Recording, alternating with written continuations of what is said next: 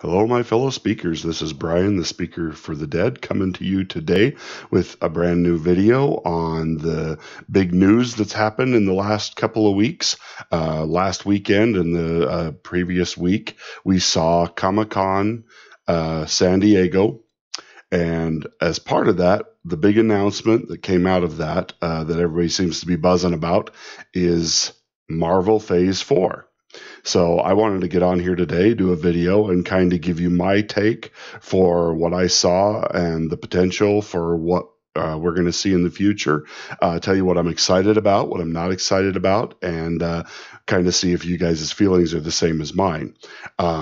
This should be an interesting discussion. I hope you guys will join in with me and leave comments down below and tell me what you think, because this is, as far as the MCU goes, this is going to be setting the pattern for the next couple of years. So let's take a look at that now, and we'll get talking about it. So here's what we can expect for the next 2 years. Now, it's something to note that only a few of these are films. 5 of these listed on here are going to be TV shows. The Falcon and Winter Soldier, WandaVision, Loki, What If, and Hawkeye will all be television shows on Disney+. Now, just to lead this off, I think it's important to note, I probably won't be watching these, mainly because I don't want to pay for another streaming service. I'm already paying for Hulu and Amazon Prime. We used to have Netflix, but I dropped that because they were contributing to political causes that I don't agree with. I don't want companies that I support throwing their politics into things and supporting people that I don't agree with. Here's a crazy idea. Instead of giving $50 million to the Obamas to create content, maybe give that money to somebody who's actually done something in TV before. I don't know. Maybe don't give that kind of money to somebody who's never done anything but be a community organizer and then got shoved into the presidency. So, this is what I told them when I quit Netflix. I wouldn't be happy if you did that with George W. Bush either. Because I don't want political figures out there making entertainment content, trying to shove their politics into my entertainment. So I walked away from them. And it's something to note that Netflix lost like $71 billion in the last couple of weeks. Their stock has plummeted because they're creating massive amounts of content that nobody wants to watch. It's sad because Netflix was the king. I mean, they were going to rule, but now they're trying to create all this original content that's like stupid. It's idiotic. And I guess, and nobody's watching it. I was interested in Stranger Things 3, but I wasn't going to pay them money to go watch it. So, like I said, I'm not supporting these companies and stuff like that they're creating content that's just meant to be propaganda. So little side note there. I apologize. And the sad thing is that Disney's bought a large stake of Hulu.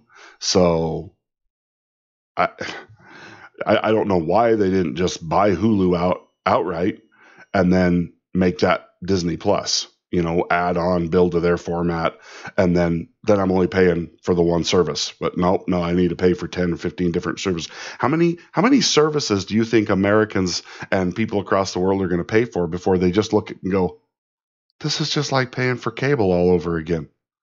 That's why people moved to the internet and internet streaming, because they were sick and tired of paying for content they weren't interested in. Watching, trying to find something through 180 channels or 200,000 channels that had nothing on. That's what people were trying to avoid. Now we're just going to get right back into the same thing. So this streaming thing, I don't know. And it's sad because I'm interested in some of the shows that they're looking at creating. But anyway, so let's put this back up here. And so we're going to be getting some movies out of Marvel. Some of these I'm excited about. Some of these are, I don't know. But I'm going to say this right off the bat. I'm both excited and extremely apprehensive about the content that we're going to see in phase 4, mainly because they've basically came right out and told us they're going woke. They're going to be pushing identity politics. They're going to be doing diversity stuff, and not because that's what the characters really are, or because it's part of the storyline, it's part of canon, it's part of the, the source material. No, they're going to be changing characters, throwing things around just for the sake of doing it. And I that is just stupid. I am all for people of different backgrounds and different actors and stuff getting opportunities to do these roles, but I want them to be chosen because they're the best, not because they've got the right skin tone, not because they sleep with the right group of people. I have no interest in supporting that, and Hollywood's going more and more that way. And so, like I say, this could be great, and this could just be the end of the MCU. We're going to have to wait and see how far they take this. But let's go ahead and start talking about each one of these individually, and we will, you get my feelings, and then I want to hear what you think. So Black Widow, this is one I'm actually really excited for. 5 years ago. This movie should have been done 5, 4, 3, 2, 1. They could have even done it between Endgame and Infinity War. But no, they threw us Captain Marvel so that she could play on screen in Endgame for all of about 2.5 minutes. So they introduced this obnoxious, feminist, psycho character just to, who knows. And they crapped on a female character that had been in the MCU for 10 years. I mean, we've seen Black Widow ever since Iron Man 2. And really? This tremendous actress, this amazing character, who was just a human being, who was totally kick butt, badass kind of a character. And what? We get Captain Marvel. So sad. So I'm still probably going to go see this one because I love the character Black Widow, and I like Scarlett Johansson as an actress. I think she's really good. It's going to end up being a prequel, and my fear is they're just going to use this to increase our awareness of other characters or introduce some new characters that will be, this will be a prequel back when who knows when, and then they'll slingshot those characters forward into the MCU, but they can't slingshot Black Widow because they killed her in Endgame. So, I mean, this movie's redundant at this point, because you've already killed the character off in Endgame in Phase 3. So this is just, it seems a little too late. And now we've lost one of the characters that I really, really liked in the MCU. So unless they're going to try and find some way to bring her back, I mean, in the comics and in stuff, nobody's ever truly dead, because they can do all kinds of different things to bring them back. But at this point, it's like, so this is one I'm interested to see, but I'm afraid I'm going to walk out of the theater going, well, that was awesome. Too bad she's dead and we're never going to see her in anything again. So this one's a little bit of a, kind of makes me wonder how things are going to go. So moving on to the next one, we've got the first in the line of TV shows that's going to be coming to Disney Plus, Falcon and the Winter Soldier. Now, I've never been that invested in the character of Falcon. I mean, he's a good character, and I like the actor that plays him, Anthony Mackie. Seems like he do a good job. I love watching the outtakes of him because he's always saying, "Print the check." If you've ever watched the blooper reels and stuff, he's always saying that. It's kind of funny, and so I like him as a character, but he's just not somebody I'm super invested in. So it kind of gets hard to get overly excited about him as being one of the major leads in this story. So I'm not sure what to think about this. And here's my problem with this particular TV show. The Shield should have went to the Winter Soldier. Should have went to Bucky Barnes, not the Falcon. Now I know in the comics they've both been Captain America, but I'm sorry, it should have went to Bucky first. Bucky was Cap's oldest friend. Grew up with him, knew him the longest, and in the fights in Civil War or not Civil War, but the films before that, Winter Soldier, he went almost toe to toe with Cap because of what Hydra had done to him and stuff. He went almost toe to toe with Cap, and we needed to see that kind of a character take over the mantle of Captain America, in my opinion. Has nothing to do with color, race, or anything, except to Marvel, who gave it to Anthony Mackie's character, I think, simply because he was black. I think that's why they went with Falcon instead of the Winter Soldier first, and I just think that's ridiculous. Now, maybe this is going to really kind of set apart the character of Falcon, giving him the shield. I mean, because Falcon, I like his character, but I just feel like he's in a bird suit.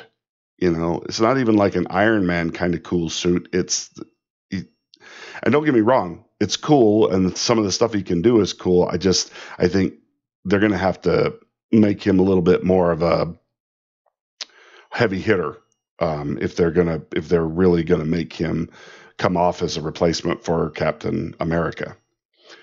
So I hope they manage to pull this off, but like I said, Sebastian Stan and the Winter Soldier should have been the one to get the shield, in my opinion. It would have been a better line of continuity.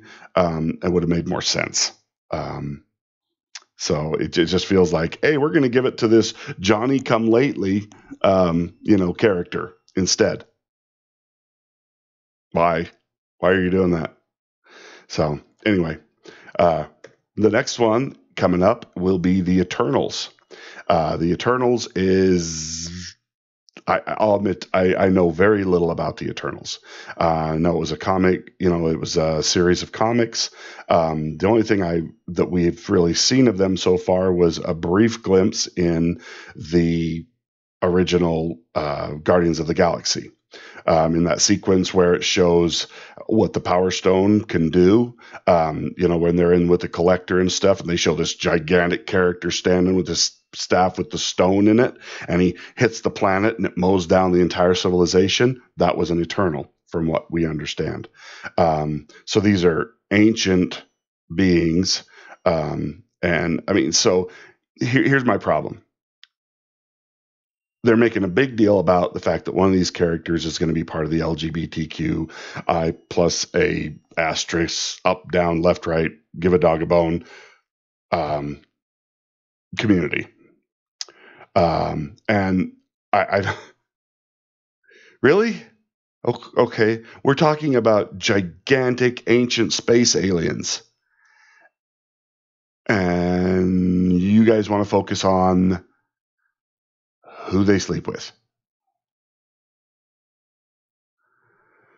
So that tells me that they're focused more on not the story, that they're focused on who these people are sleeping with and what gender they are and stuff. And we got to make sure we have a black one and an Asian one, and then no white males,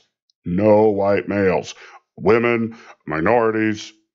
That's the only people that can be Eternals, because they're super ancient, and we don't want white people to be ancient. Somewhere along the line, being white, male, heterosexual, really became the only thing you can criticize and crap on at this point. So, yay for me, because I'm about as white bread as it gets. Red facial hair, yeah. So that's my problem with this, is that here you've got an opportunity to tell this massive galactic story. And what are they focused on? Making somebody a lesbian, making somebody gay, making somebody... Seriously? And this is what I mean by the Eternals, Marvel Cinematic Universe going woke. They're focusing on stupid crap now. They didn't build the MCU over the last decade by talking about who somebody was sleeping with. It was built by the greatest and the most amazing actors, characters, and stuff. And I hate to say this, but it's the truth. Predominantly white, male, heterosexual characters built the MCU, made it into what it was. Robert Downey Jr., Chris Hemsworth, and Chris Evans. And now they've managed to crap on all three of those characters by basically killing two of them off and making one of them a fat nobody who's a coward who runs away from things now. They turned Hawkeye into a bad guy. I mean, they killed Vision. Can you think of one white male character in the MCU they haven't crapped on here in the last 15 minutes of the MCU Phase 3? Well, I guess Spider-Man. They're still okay with Spider-Man, but they just came out talking about how Spider-Man could be gay. Yeah, okay. 60 years of comics, and he's never once been ever even hinted at being gay. But, okay, let's make him gay now. Anyway, so the Eternals, yeah, this one's going to be who knows what's going to happen there. Okay, the next movie we need to talk about is Shang-Chi. Now, this is another one. I know absolutely almost nothing about this character. I don't really have any investment in this particular one. To me, this is just Marvel's attempt at sucking up to China. Playing into the Chinese market, trying to get the Chinese money. That's what this seems like very much to me, is what they're doing with this one, which oddly enough actually may end up making it one of the better films, because the Chinese market, they don't put up with this woke stuff. You go woke in China and you'll make 50 cents because they're not interested in that nonsense. They're interested more in the movies that do really well in China are the ones that are heavy with special effects, really good, amazing special effects. And I think that's going to play heavily into this, is you've got to have tremendous special effects, and the story kind of takes a back seat for them. They're not as, interested in that. They just want, heavy action movies. That seems to be what really floats their boat. And so we'll see if that's what they end up giving us, that they tone back all the woke stuff, because apparently in the last Star Wars movie, that flipped out the Chinese market. The fact that a black guy kissed an Asian woman, they were not impressed with that, and that movie suffered heavily because of that. Now in the U.S., nobody cares. Nobody even went, oh. But in China, that set them off a bit, and hurt that film in their market, when it should have done really well because it was heavily into the special effects and stuff. But so hopefully they'll be able to they'll pull out all that woke stuff, because they don't want to lose money in China on a predominantly Chinese themed film, and they'll give us a good story with amazing special effects that actually help the story. I mean, this, like I said, this could actually be a good thing, but it's probably the one I know the least about. I mean, I know more about the Eternals than I know about this one. So we'll see what happens with this one. This one could be good or bad. It's just really a toss-up at this point. The next one is WandaVision. Now, this is another one in their Disney Plus lineup. Now, I have to say, I like Scarlet Witch, I like Wanda, and I love the character of Vision. I like the way Elizabeth Olsen plays Scarlet Witch. She's very good. That moment in Endgame was probably one of the best, where she walks up and Thanos is like, I don't even know you. And she's like, you will. That gave me chills. And then she picked him up and dang near crushed him like a beer can. I was just like, yeah, hell hath no fury. And like a woman scorned. And that was a great moment. See, there again, we should have got a Scarlet Witch film way before we ever got a Captain Marvel film. Captain Marvel should have been something that they threw at us in Phase 4, not when they threw her in to give her 2 seconds of fame, and she's a crap character. Nobody really wanted her. She made $1 billion, but that's just because they convinced everybody, hey, you got to go see this movie between Endgame and the Infinity War. You got to go see it, or you won't know what's going on. That's how they got it to $1 billion. It was one of the most heavily protected and media-driven films that there's ever been.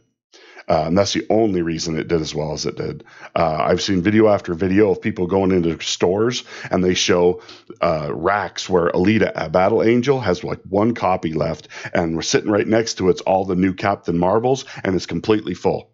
So people are buying Alita Battle Angel, but they're leaving Captain Marvel on the shelves. Now that tells you what they thought of that character, truly. So I would have loved to see more with Scarlet Witch. I think Elizabeth Olsen does a great job with her, and she's a great character. Now, Vision, I love Paul Bettany, and I think he is one of he's just an amazing actor, and I never felt like they really used Vision the way they could have. Here's a character who has an Infinity Stone in his forehead. He is made of vibranium.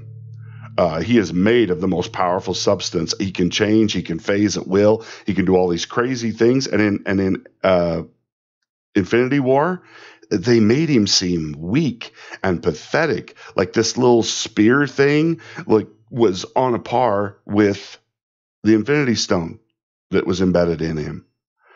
And I mean, I understand what they kind of did that for the storyline, but I was just like, what? That doesn't. Anyway, to me, he's one of the most underutilized characters. And I've heard people crap, oh, Paul Bettany sucks. He's not.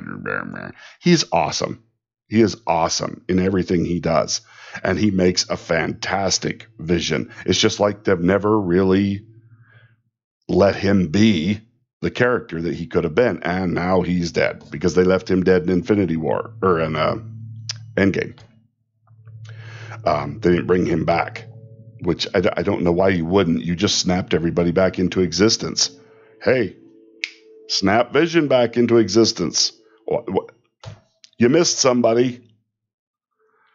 So anyway, or you know, quite honestly, Endgame is a good movie, but it's not the story that it should have been.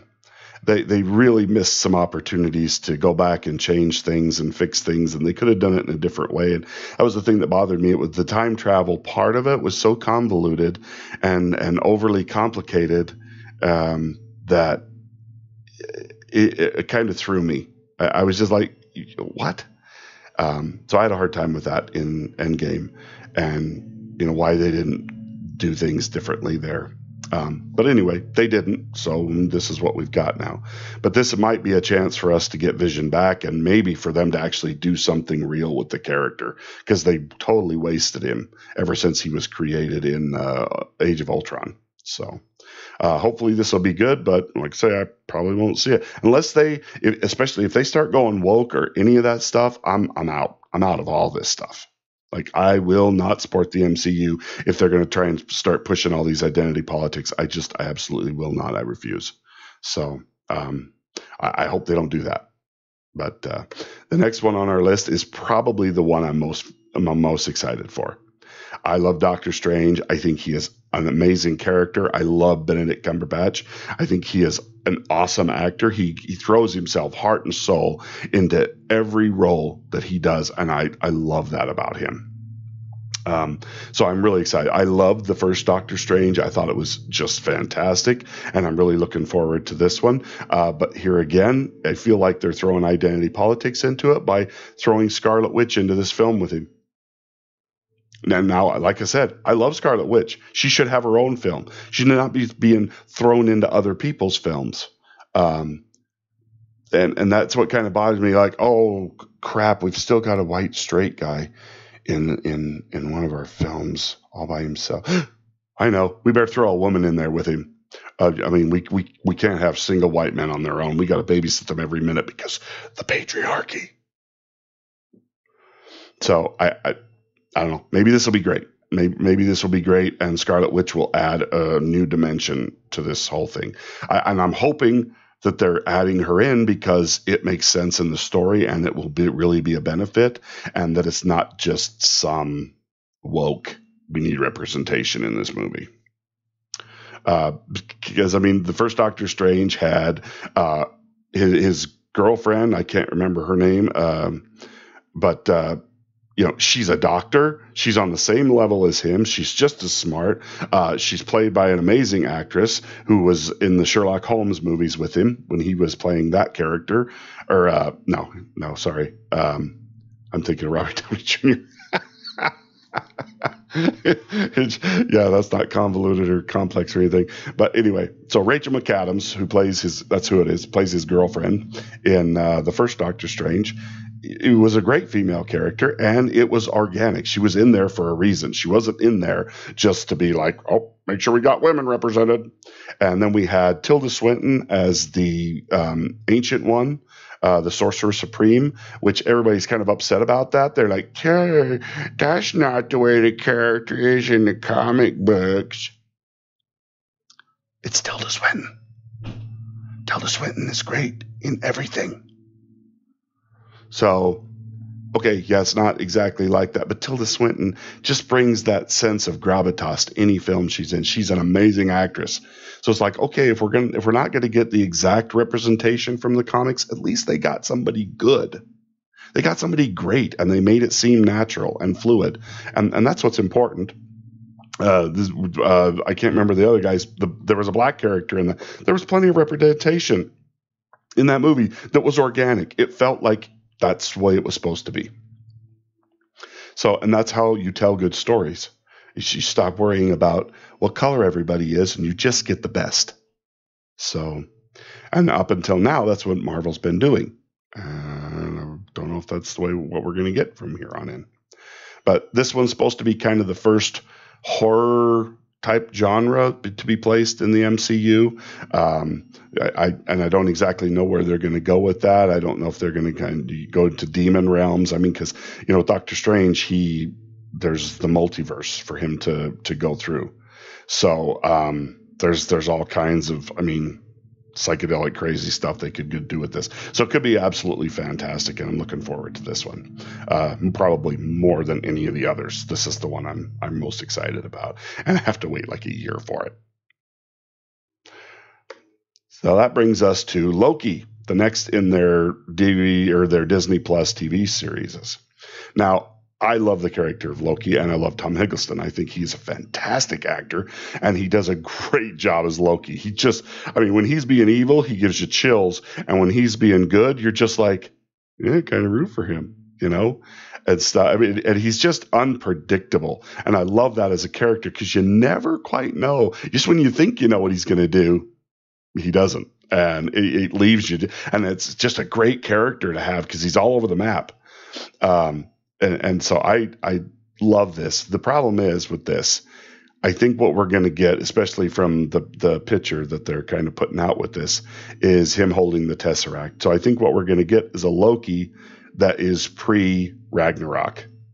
We're going to get the Loki who disappeared in Endgame when Tony screwed up and dropped the Space Stone or the Tesseract in front of him, and he disappeared with it. Which, see, that left problems for me with continuity. Like, okay, like how did Thanos or how did anybody else get the Infinity Stone? You've just kind of undone a whole bunch of stuff with that move that, like, it's like, no, you've got to fix that right then and there. You got to go back and stop that from happening. And I felt like they should have went and fixed that at the end of Endgame, but they just left that hanging there. It's like, you can't leave that hanging. That's not how time works. Anyway, that confused. That was one of the time things in Endgame that I'm just like, okay, that's not how that would work. So, little confusing with some of the stuff they did there. And so that's my problem is we're going to get that Loki who never had that turn. He never had that come to Jesus moment that he has when his mother is killed. Probably the one person that he truly cared about other than himself. And then through her death, he actually came to accept himself as a son of Odin.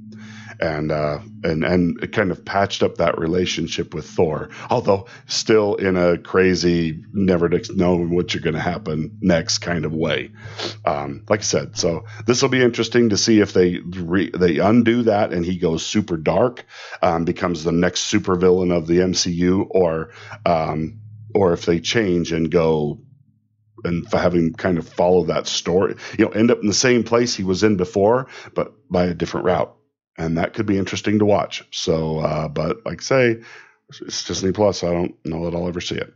Like I say, if these shows are good and they don't go woke, I may just pay the $7 or $8 or whatever dollars I got to pay to watch your stupid TV shows, but we'll see. That brings us to What If? Which apparently is a comics series within Marvel that they actually did. This one is the one that kind of has the most possibilities in my mind. This is one of those ones that gives me that really big feeling of, oh, crap, or awesome. So, because they could do some super great stories with this, especially if they do it just by a week by week. Every episode's a different storyline kind of thing. They don't run a running story series through this. They just do one episode, one-offs of what could happen if this happened. What happened if Vision didn't lose the stone, or what happened if they killed Thanos before they did? What would happen if anyway, any possibility. That's what this opens up. There is no flow. It's just one of the myriad multiple possibilities of somebody chose to go right instead of going left, and it changed everything. What happens if Tony Stark had been killed in the first movie, and what would have happened, without him protecting Earth and being Iron Man? So this one has limitless possibilities and could be really cool.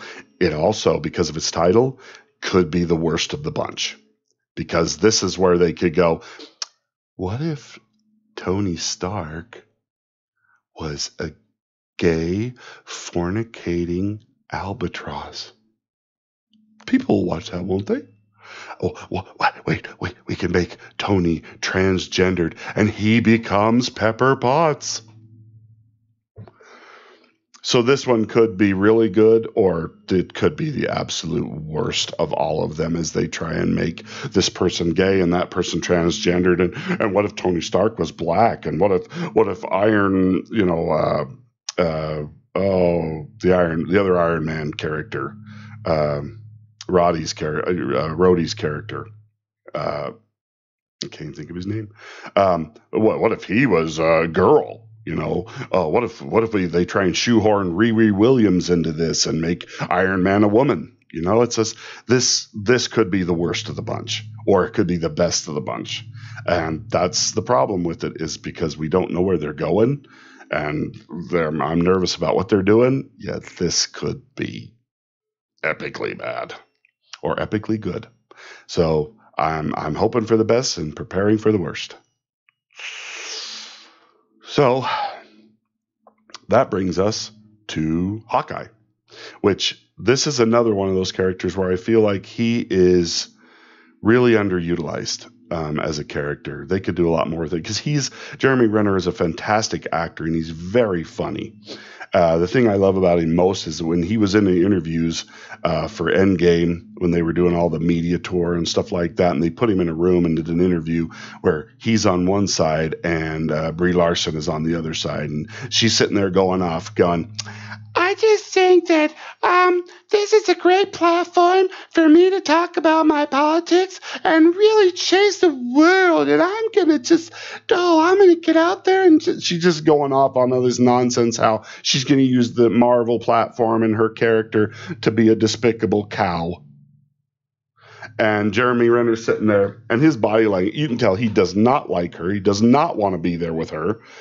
He thinks she's a cow, and he's sitting there, and she's just sitting right next to him like, and Jeremy Renner is faced almost in the opposite direction, so he does not touch her. He doesn't really have to even look at her. And and he's just like, yeah, I don't think this is a platform for me to use for personal gain or to try and convince anybody of anything. I mean, he basically just turns over to her and goes, across the face, hey, cow, this isn't about you. This is about the fans. This is about us making a great movie. Shut your pie hole. Nobody wants to hear your politics. And I loved him for it. I'm just like, yes, awesome. So look at it with responsibility. I mean, I am committed to self-improvement, and I work at being the best person that I can be and using this platform for as much good as I can. But it doesn't mean that I don't make mistakes, but I'm very comfortable with that and allowing myself to learn from those mistakes. Yeah, I'm pretty accountable and responsible in my own life, at any rate. So celebrity is not something that I used as any sort of platform to be more responsible or accountable, I suppose. But there's certainly an absolute blessing to see the joy on kids' faces. Yeah. That couldn't be I don't think there's a feeling that comes close to that. And he's funny. That part in Age of Ultron when the fast kid's running away from him, and they're kind of friends now and they're fighting on the same side. And he's just made this snarky comment to Hawkeye, and Hawkeye pulls the arrow up and he goes, "Nobody know." It's so good. He's just like, I could take him out and nobody'd even, and I just feel like he gets underused a lot, and everybody makes fun of him. He's got a boner. Nobody ever cries out, "Save me, Hawkeye." It's because they don't give him the real arc that he deserves. And then they made him a total bad in the in Endgame, where he goes way dark, which I thought was an interesting character turn for him, because it's just like, what would happen if you lost everything? I mean, if you lost your family, your future, everything, and you're a world-class trained assassin who was sent to kill the Black Widow. That's how good they think he is. And he could have done it.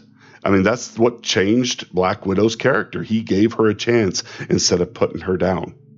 And I just think this could be really great. He's a great character. The problem is, it sounds like this whole TV show is going to be about him training some girl who in the comics was also called Hawkeye. So, yeah. So it's all going to be about him training a girl who, I'll bet you $500 if Hollywood has its way and follows its current pattern, she's going to be instantly good at everything. She's going to outshoot him, outperform him, outfight him, outkick him. She's going to be the best instantly. Because women can't have any flaws now. And oddly enough, that's what makes a good character. That's what makes us part of that character. The fact that they're not perfect and they have issues to work through. That's what creates the character arc that people follow. But like with Captain Marvel, her character arc was like, she's the same person at the beginning of the film as she is at the end. A horrible bitch here and a horrible bitch here. Nothing changed. She got more powerful. That's her story arc. Oh, I got a little boop. I got a little more powerful. So, yeah, anyway. So I hope this one's good, because he deserves to have a great series and he deserves a show and a great character opportunity for him. I hope they don't go woke with this one. Now the last one, last but not least, this is the one that's been making all the big news. Thor Ragnarok was probably the last good Thor movie we're going to get. Yep. Because they've already trashed his character. They made him fat in Infinity War. They made him a coward. He runs away, won't confront his fears, won't even look at his mom. Just seriously. Could you have trashed that character any more than you did? Now, he comes back at the end and stuff like that, but basically he gets his butt handed to him by Thanos while holding Stormbreaker, the most powerful weapon ever created by Middle-earth and Adri the Dwarf. Seriously? So, yeah. Who knows where this one's going to go? Well, actually, unfortunately, we do know where it's going to go. Jane Foster's character becomes Thor. 5'3", arms this big around, is going to become Thor. What? I think they're doing this on purpose. I think they're just trying to see how far they can push things. Now, they did this in the comics, but they didn't do it until like 2015 is when that run started. And ever since then, the sales for that particular comic have been like, So it's not popular. It's not a popular thing. It's not a popular character. Nobody likes it. Nobody wants to see more of it. Its sales are in the toilet, but they're going ahead with this storyline anyway because women power. So that's what this is all about. So the Jane Foster's character becomes Thor because Thor sucks and he loses his ability to wield Mjolnir and because he's not worthy anymore. And just seriously, now I have nothing against the actress that plays Jane Foster. I actually like her quite a bit as an actress. She is somebody that kind of brings that kind of weight to a role. I loved her in V for Vendetta. I liked her as Padme Amidala, despite the fact that they really didn't give her very good writing in that film, or the 3 films that she was in for Star Wars. They really didn't give her a lot. I liked her in Annihilation, although I did not like that movie. I thought that movie was weird, creepy, and had no real point. I never could figure out what they were doing in it.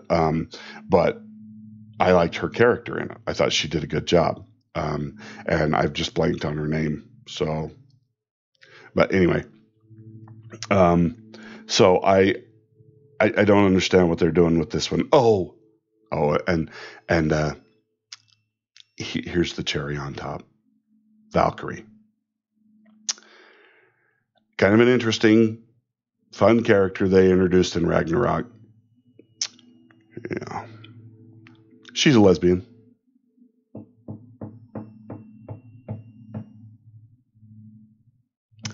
Lesbian. Because Thor made her the king of New Asgard on Earth.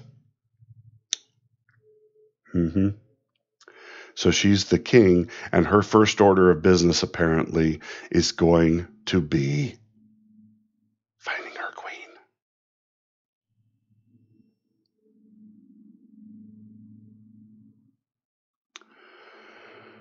Okay. There's a line in one of my favorite movies, movie called Pure Country with George Strait. There's this old guy in there, and he's telling George Strait's character this story. And he goes, it's a funny thing about chicken shit. You know that little white speck on the top of chicken shit? It's chicken shit, too. In other words, it might look pure as wind-driven snow, but it's chicken shit. And I feel like that's what this is. This Valkyrie announcement, this little white thing on the top is just more chicken shit. So they're going super woke with this one, changing Thor into a woman, making Valkyrie a lesbian, who's out there to find her queen. And can I just ask, so if she's a lesbian, I'm just thinking out loud here, what was that whole thing in Ragnarok with her and the Hulk? Where you kind of get this vibe that her and the Hulk have a thing and stuff, and she's kind of hot on the Hulk and then no. And then but she's then what was all that? Anyway, So that's the last one. Almost in a thank goodness kind of way. That's the last movie in the Phase 4. Their plan. Then this may change. I mean, this is over the next 2 years, so this could change. They're talking about a new Blade movie, which I love Blade. I love the Blade films, except for the third one. I wasn't real big on that one. That was kind of annoying. But the first 2 Blade films were awesome.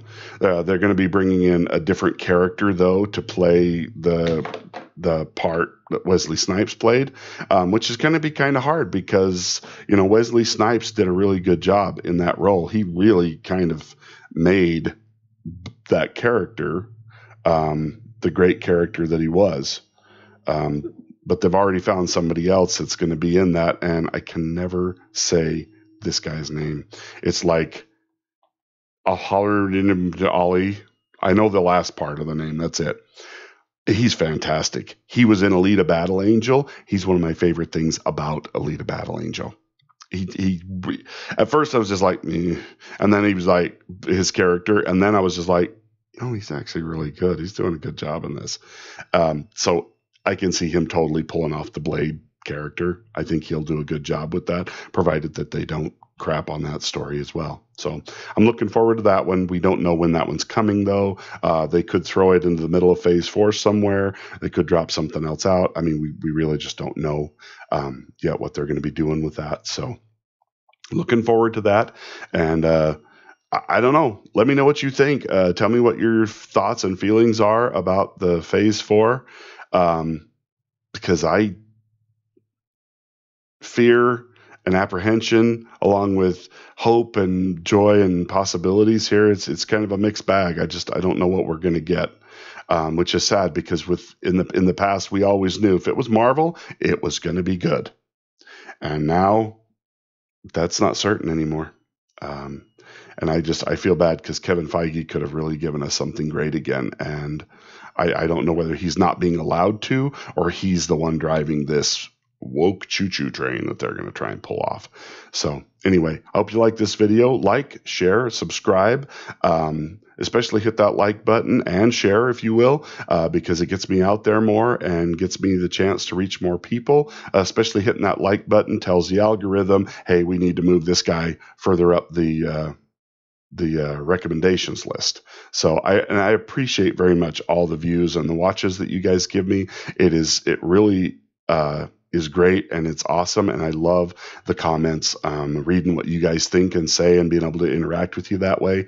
The next video I'm going to be doing is a review of Alita Battle Angel, because I had a request to do so. The Kamikaze D asked me to review that film and even paid for me to watch it so that I could give him my take on it. So I appreciate that. And I will be doing that probably later today and be getting that out for everybody to take a look at. It was a pretty decent film, and we'll talk more about it in that video. And then coming up, hopefully sometime in the next week, I'm going to try and do my first live stream.